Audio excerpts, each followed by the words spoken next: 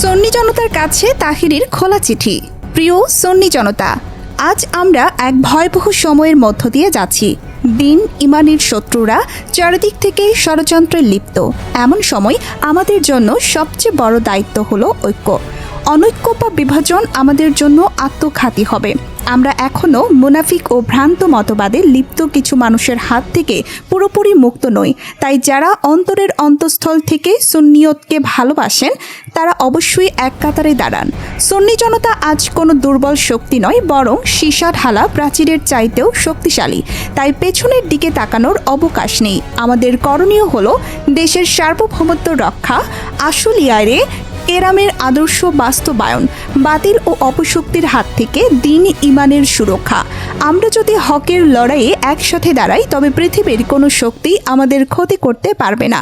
কিন্তু যদি আমরা বিচ্ছিন্ন থাকি তবে আজ কারো ওপর যে কালো মেঘ নেমে আসছে কাল তা আমাদের ওপরও ভর করবে, এ ব্যাপারে কোনো সন্দেহ নেই।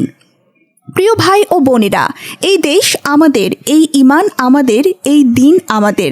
তাই শান্তি ও সম্প্রীতি প্রতিষ্ঠা, সমাজে ন্যায় প্রতিষ্ঠা এবং বাতিল ও অপশক্তির বিরুদ্ধে প্রতিরোধ গড়ে তুলতে সুন্নি জনতাকে সর্বদা প্রস্তুত থাকতে হবে। আমাদের প্রতিটি কর্মসূচি হবে ইসলামের শিক্ষার আলোকে, আশুলিয়ায়ে কেরামের দেখানো পথে এবং রাসূলুল্লাহ এর ভালোবাসায় উদ্বুদ্ধ হয়ে।